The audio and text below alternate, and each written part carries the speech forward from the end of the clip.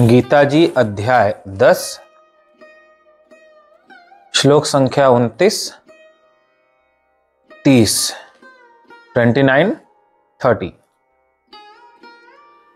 अनन्तश्चास्मि नागानां वरुणो यादसामहं पितॄणामर्यमा चास्मि यमः संयमतामहं प्रह्लादश्चास्मि दैत्यानां कालः कलयतामहं मृगाणां च मृगेन्द्रोऽहं वैनतेयश्च पक्षिणाम्।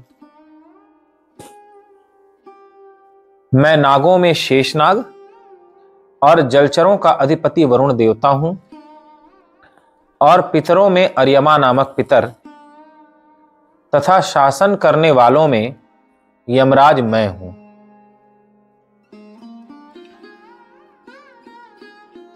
मैं दैत्यों में प्रहलाद और गणना करने वालों का समय हूं तथा पशुओं में मृगराज सिंह और पक्षियों में मैं गरुण हूं। आज के इन श्लोकों में अपने दिव्य स्वरूप का, विभूतियों का वर्णन करते हुए भगवान कह रहे हैं, मैं नागों में शेष नाग हूं।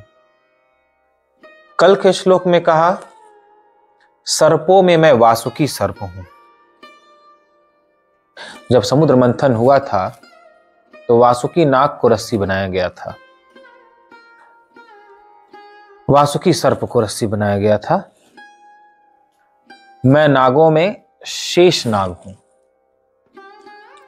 इनमें भी प्रजाति होती है।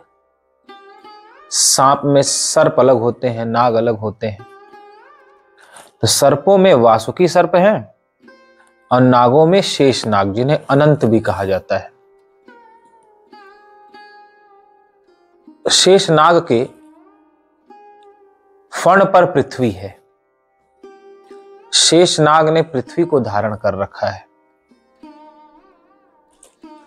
शेष नाग ही संपूर्ण अस्तित्व का आधार है। शेष का अर्थ होता है जो बचता है, यानी सब कुछ नष्ट होने के बाद भी जो बचा रहता है उसे कहते हैं शेष। सब कुछ समाप्त हो जाने के बाद भी जो रहता है, सबके समाप्त होने पर भी जो समाप्त नहीं होता, उसे कहते हैं शेष। तो सब कुछ समाप्त होने के बाद भी कौन शेष रहता है? परमात्मा। परमात्मा सृष्टि के पहले भी थे। परमात्मा में ही सृष्टि का सृजन होता है और परमात्मा में ही सृष्टि का लय हो जाता है। सृष्टि के समाप्त होने के बाद भी परमात्मा रहते हैं। सब कुछ नष्ट होने पर भी परमात्मा शेष रहते हैं। तो परमात्मा ही शेष है, बाकी सब कुछ नष्ट हो जाने वाला है। तो शेष के फण पर पृथ्वी है, या शेष ने संपूर्ण पृथ्वी को धारण कर रखा है। इसका अर्थ यह है कि सब कुछ नष्ट होने पर भी जो शेष रहते हैं, यानी परमात्मा, परमात्मा ने ही इस संपूर्ण विश्व को, संपूर्ण सृष्टि को धारण कर रखा है। शेष यानी परमात्मा। और परमात्मा को शेष क्यों कहा गया, यह आप सबको बताया गया। मैं नागों में शेषनाग और जलचरों का अधिपति वरुण देवता हूं। जलचरों में जो उनके स्वामी वरुण देवता हैं, वो कहते हैं मैं हूं। वरुण देवता जल के स्वामी हैं और जल में रहने वाले जितने भी प्राणी हैं उनके स्वामी हैं। पितरों में मैं अर्यमा नामक पितर हूं। अर्यमा पितर सभी पितरों में श्रेष्ठ हैं। एक अर्यमा पितर को प्रणाम कर लेने से सभी पितरों को प्रणाम करने का फल प्राप्त हो जाता है, क्योंकि वे सबके मुखिया हैं। जैसे विदेश में प्रधानमंत्री का सम्मान कर दिया जाए तो पूरे देश का सम्मान माना जाता है, वैसे ही अर्यमा पितर सभी पितरों में सर्वश्रेष्ठ हैं, प्रधान हैं। इनका सम्मान कर देने से, इन्हें प्रणाम कर लेने से सभी पितरों का सम्मान करने एवं उन्हें प्रणाम करने का फल प्राप्त हो जाता है। यदि किसी को पितृदोष हो तो उसे गीता का 10वां अध्याय नित्य पढ़ना चाहिए, और पूरे 10वें अध्याय का पाठ न भी कर सके तो यह 29वां श्लोक पढ़ना चाहिए, जिससे पितरों की प्रसन्नता प्राप्त होती है। यमः संयमतामहम्, शासन करने वालों में यमराज मैं हूं। यमराज ही सब पर शासन करते हैं। शासन करने का तात्पर्य उनके कर्मों का फल देते हैं। पाप कर्म का फल देते हैं, पुण्य कर्म का फल देते हैं, सुख या दुख, स्वर्ग या नरक। तो भगवान कहते हैं वो यमराज भी मैं ही हूं। इस श्लोक के द्वारा यमराज जो भगवान की विभूति हैं, उनको प्रणाम करने से अंतिम समय में भय नहीं लगता। मृत्यु के समय सुखपूर्वक देह का त्याग कर पाते हैं। जब हम यम के रूप में भी परमात्मा को देखते हैं तब मृत्यु हमारे लिए पीड़ादायक, भयदायक नहीं होती, बल्कि सुखद होती है। दैत्यों में मैं प्रहलाद हूं। प्रहलाद जी का जीवन चरित्र अद्भुत है। दैत्यों के घर जन्म लेकर भी भगत शिरोमणि भय प्रहलादु। तुलसीदास जी ने लिखा कि प्रहलाद जी भक्तों के शिरोमणि हो गए। प्रहलाद जी पर दैत्यों का संस्कार नहीं पड़ा। क्यों?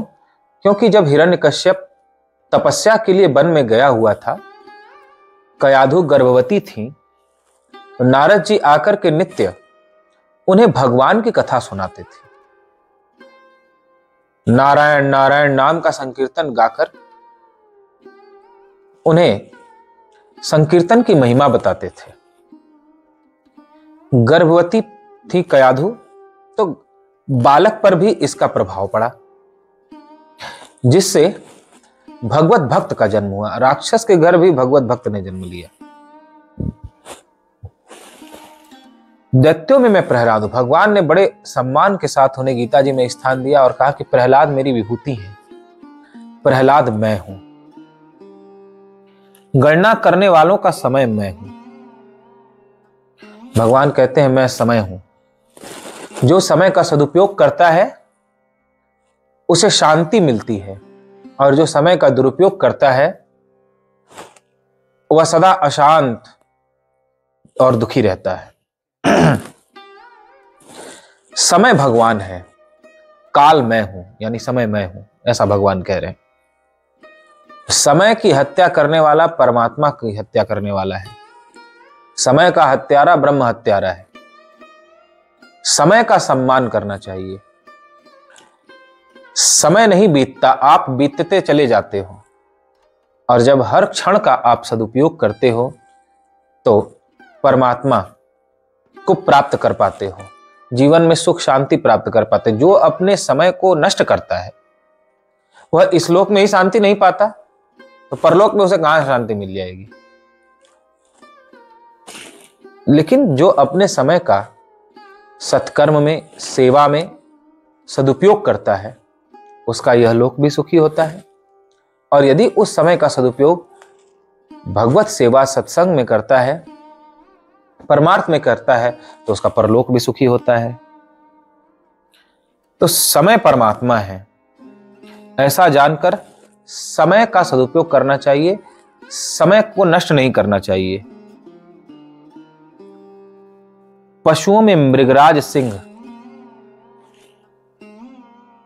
सिंह मैं हूं, भगवान कहते हैं। शेर जंगल का राजा है। यद्यपि जंगल में शेर से विशाल विशाल जानवर है, हाथी बहुत विशाल है, लेकिन फिर भी हाथी को राजा नहीं कहा गया। जिराफ कितना ऊंचा लंबा तगड़ा है, लेकिन जिराफ को राजा नहीं कहा गया। गुण के कारण सिंह को ही राजा कहा गया। जो विशेषता सिंह में है, वह विशेषता विशाल शरीर होने पर भी अन्य पशुओं में नहीं है। जो कुशलता है, जो बुद्धिमानी है, जो साहस है, जो संकल्प है, वैसा साहस, वैसा संकल्प, वैसी बुद्धिमता अन्य किसी में नहीं है, इसलिए शेर को जंगल का राजा कहा गया। तो भगवान कहते हैं वह मेरी विभूति है, मैं हूं सिंह, और पक्षियों में मैं गरुण हूं।